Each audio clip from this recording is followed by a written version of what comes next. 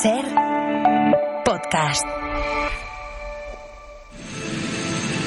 Cleopatra nació rodeada de privilegios en el 69 a.C.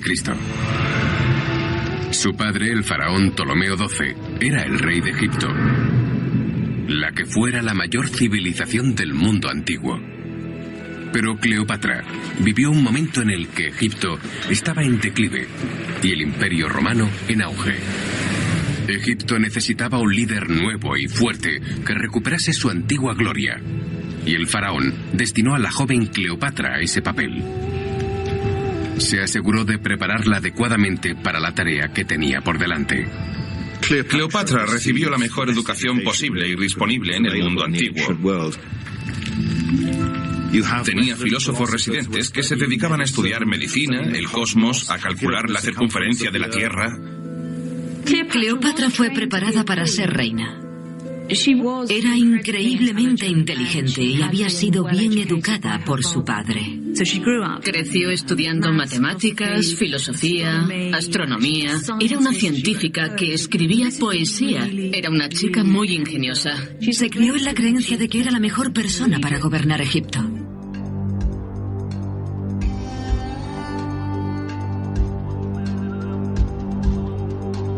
Escuchamos un fragmento de un documental de televisión de Discovery Max dedicado a la figura de Cleopatra, la última reina de Egipto que, a pesar de toda la importancia y toda la popularidad que tiene, no solamente en el presente, sino también ya en época clásica, en la época donde los autores clásicos hablaban de ella, no siempre buenas palabras, no siempre con buenas intenciones, ha sido siempre una referencia del antiguo Egipto, y sin embargo está considerada también por algunos investigadores como una mujer que realmente no pertenece a esa idea tradicional de la cultura de los faraones. La dinastía tolemaica, la dinastía en la que se asienta Cleopatra como última monarca de esta familia, de esta dinastía, comienza después de la muerte de Alejandro Magno en el siglo IV a.C., con Ptolomeo I, su general, y acaba, como digo, con ella hacia el año 30 antes de nuestra era. La figura de Cleopatra, como digo, está insertada dentro de la historia de los Ptolomeos. Los Ptolomeos, yo creo que es una de las dinastías más importantes de la historia de Egipto, y queríamos hablar de esta época de la historia de los faraones junto con Francisco Bosch. Francisco Bosch es egiptólogo, él es experto precisamente en la dinastía tolemaica, él trabaja en el Griffith Institute de Oxford, es uno de las manos que cuida el legado de Howard Carter, por ejemplo, en esta institución británica, y como digo, hemos hablado con él sobre la importancia y el valor de la dinastía de los Ptolomeos, y esto es lo que nos ha contado pues a muy pocos metros del lugar en donde se encuentra trabajando, en la tumba de Yehuti, en el proyecto Yehuti en Luxor, en la orilla oeste de la actual ciudad de Luxor, la antigua Tebas.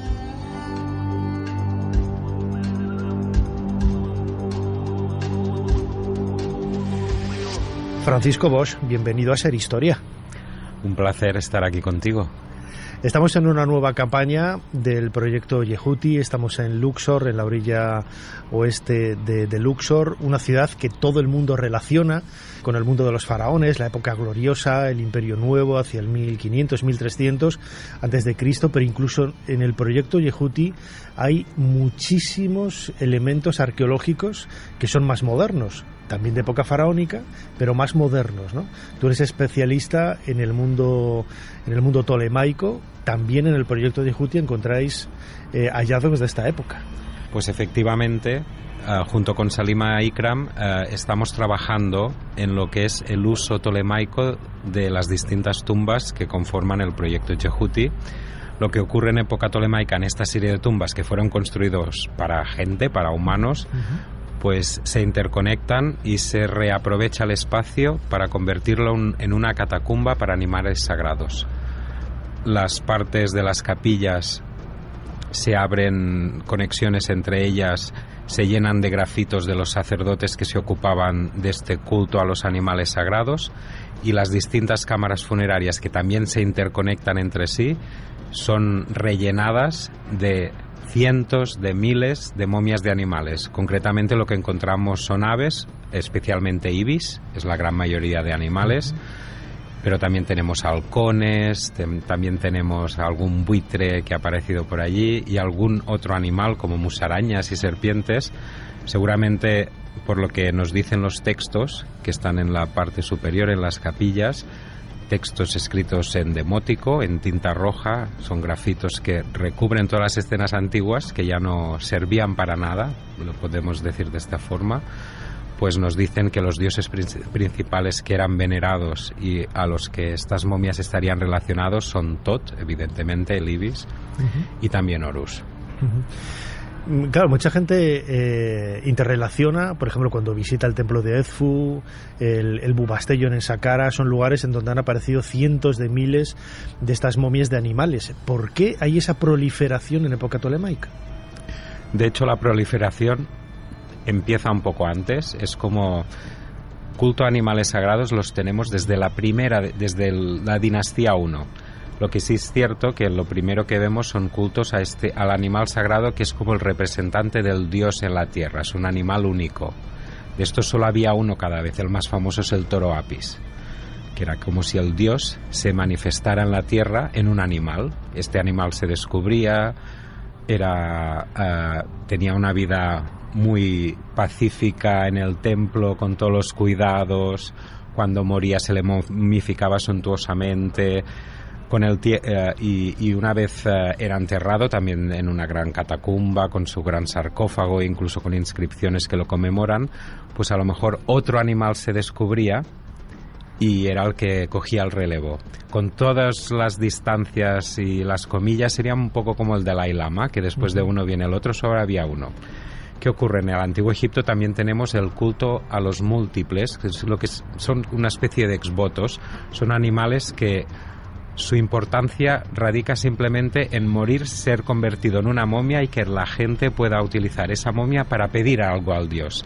También aquí, con todas las distancias del mundo, sería como poner una vela en un sitio de culto actual cristiano. Estas momias de animales, pues como las velas, hay montones.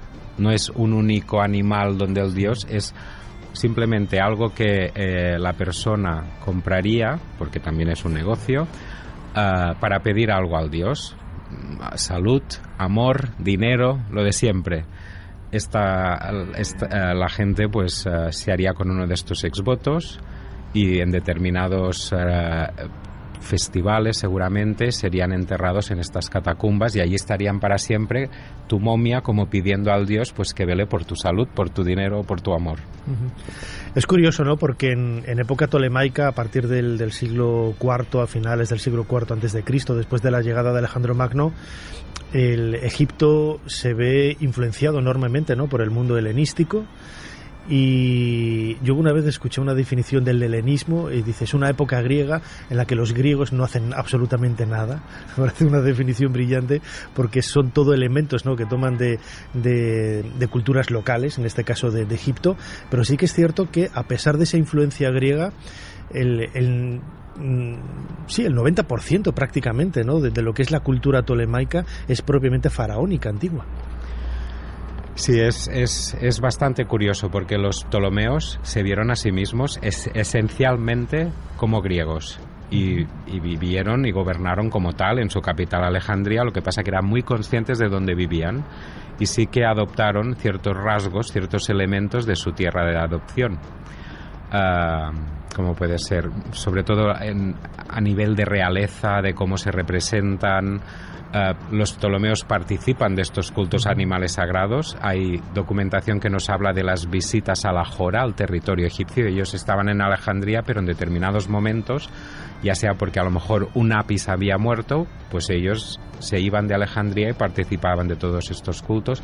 En época tolemaica hay una intensa actividad constructiva a nivel religioso de templos en lo que es distintos puntos de Egipto. Esto además en la segunda parte de la dinastía, a medida que los Ptolomeos pierden influencia en el exterior, es como que se ven forzados, necesitamos afianzar el corazón del imperio, y es cuando incluso vemos más actividad, más se involucran más con lo que es la vida egipcia.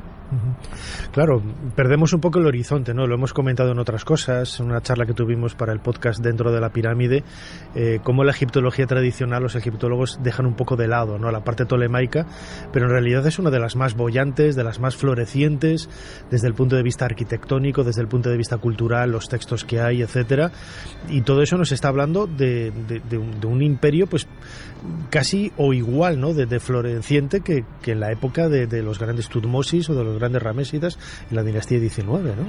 Esto ya lo habíamos hablado y me gusta siempre repetirlo. La dinastía tolemaica es la más duradera de toda la historia egipcia. Son 300 años una sola familia gobernando el país.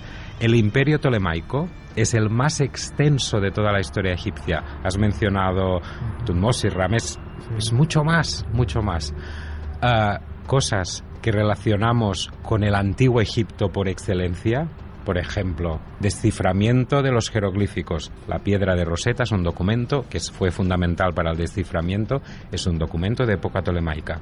Cuando estudiamos cómo es un templo egipcio, vamos a los ejemplos que tenemos, los mejores ejemplos que tenemos, siempre dejando Luxor y Karnak de lado, que son un poco especial, pero son templos precisamente de época tolemaica, como el templo de Edfu, que es una obra dinástica. Cada uno de los Ptolomeos añadió algo a ese templo. Y luego faraones importantes, Tutmosis III, Ramsés II, pero hay una señora que es una de los faraones más importantes, que es precisamente una reina tolemaica, Cleopatra VII. Además, la familia de los Ptolomeos tiene una serie de singularidades que también la asemejan, ¿no?, a otras grandes dinastías, a otras grandes historias de familias pues prácticamente del cambio de era, ¿no?, unos poquitos siglos antes, ¿no? Es esa violencia que hay en el seno de la propia familia, matándose unos a otros.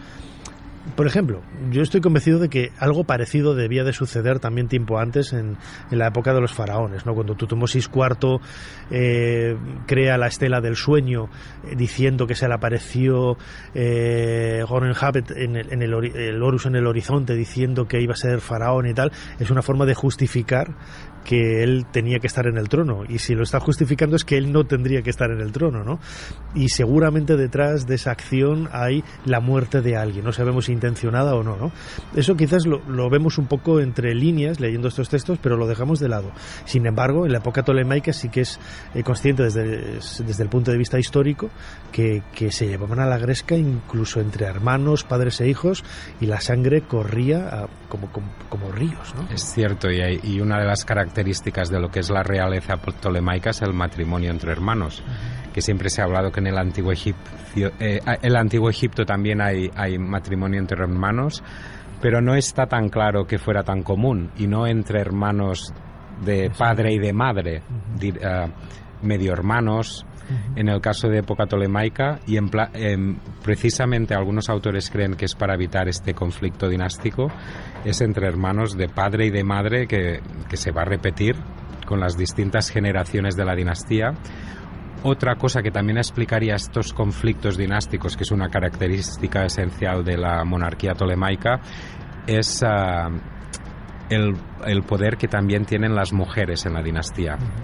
Eso quiere decir que si falta un señor, que tradicionalmente el faraón tenía que ser un señor, una mujer también podía gobernar, y tenemos varias reinas tolemaicas que gobernaron por sí solas. Hay a veces solo un periodo de tiempo, a veces junto con sus hermanos, a veces como regentes de sus hijos, pero tenemos varias reinas tolemaicas que ejercen la realeza como tal.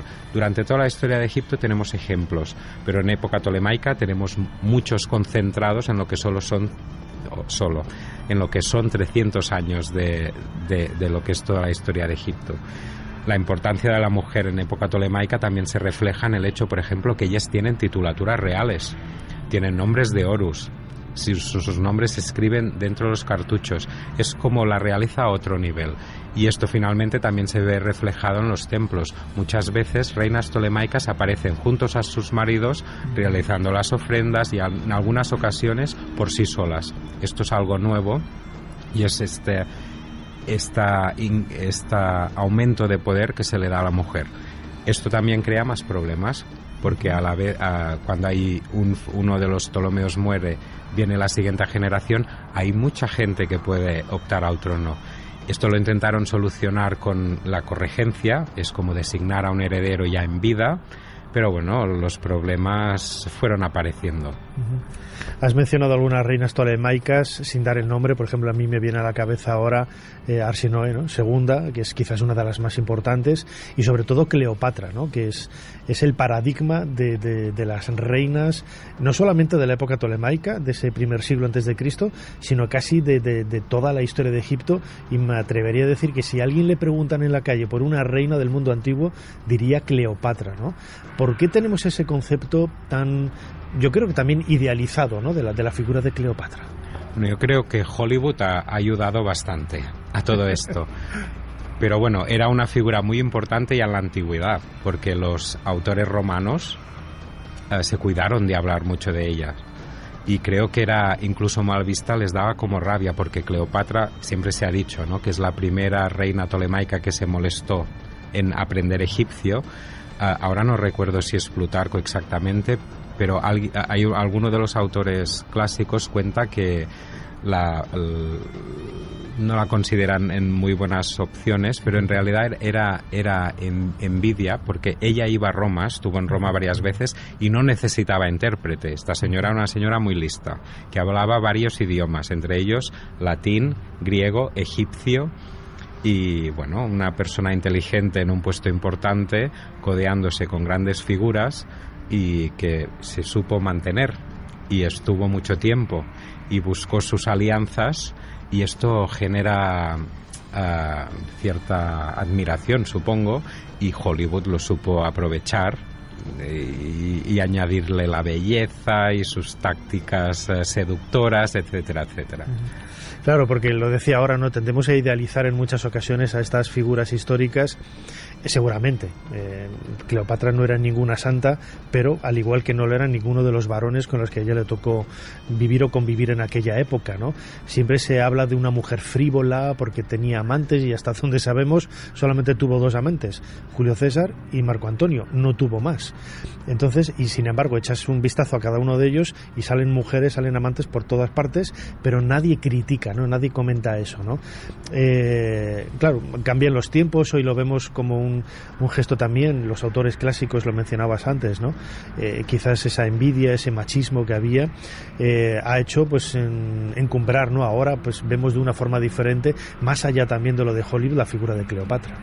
Yo creo que era una gran estratega, y lo que hizo es rodearse de quien le convenía a nivel, pues al final también amoroso, pero creo que primero la relación es política, pues para ella es poder mantenerse en el trono y poder, lo más importante, mantener Egipto como un reino independiente, porque las distintas provincias y reinos que había, no provincias, los distintos reinos herederos del imperio de Alejandro ya habían caído en manos de Roma poco a poco, ya se habían convertido en provincias romanas. Yo creo que lo único que hace Cleopatra es intentar que esto no ocurra con Egipto.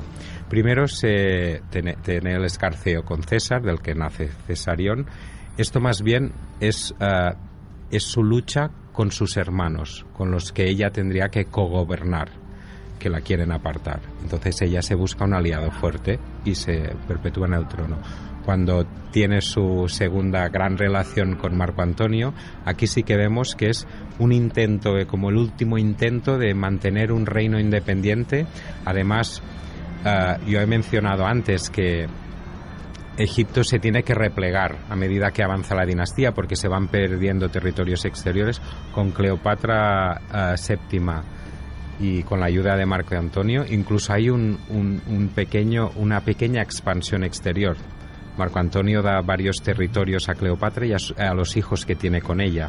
Es como un último intento de crear un reino romano egipcio oriental, y dejar a Roma al oeste, pero bueno, que no funcionó, porque como todos sabemos, la famosa batalla de Actium, la flota de Octaviano entonces, pues acabó con estos deseos de mantener un reino independiente. Al año siguiente Octaviano entró en Alejandría, primero se suicida Marco Antonio y después es el fin de Cleopatra. Sí, pero es el colofón de una gran historia, porque también es cierto, los autores clásicos cuando hablan de Egipto se refieren, sin decirlo, al Egipto que ellos han visto, es decir, el Egipto de los Ptolomeos, el que tenían más cerca de ellos en el tiempo, ¿no? Nos tenemos que imaginar una ciudad de Alejandría pues absolutamente fastuosa, pues ocupando el lugar, ¿no? de la Atenas del siglo V, de esa cuna del conocimiento, de la sabiduría. Alejandría debía de ser la gran ciudad del mundo antiguo. Sí, yo siempre digo que el día que inventen el turismo histórico, yo es uno de los primeros sitios que me gustaría visitar. La Alejandría, además, esta Alejandría de comienzos de época romana, que es la que visita Estrabón, por ejemplo, una de las descripciones más fiables o que más se utilizan para saber cómo era Alejandría es precisamente de Estrabón, que llega a Egipto pues justo en este momento, cuando Egipto pasa a manos romanas. Y bueno, todos sabemos, tenía una de las maravillas del mundo antiguo, el Faro, la famosa biblioteca, el Serapeum, este templo, esta acrópolis con varios templos de estilo griego, pero con dioses medio egipcios en el interior. Bueno, debía ser una gran urbe, sería un hub internacional donde el comercio llegaban cosas desde la India y a través de la India desde más allá hasta Occidente. En Alejandría hay ánfora bética y hay seda de Oriente, es decir, imagínate cómo debía ser esta metrópolis. Un mundo realmente apasionante, el mundo de los Ptolomeos, a partir del siglo IV hasta el cambio de era prácticamente, que es el que hemos intentado redescubrir con Francisco Bosch, egiptólogo, aquí en el proyecto Yehuti, en la orilla oeste de Luxor, donde lleva trabajando un montón de años. Francisco, como siempre, muchísimas gracias una vez más por habernos ayudado a hacer un poquito más de historia. Gracias a ti por escucharme e invitarme a compartir esto con toda la gente.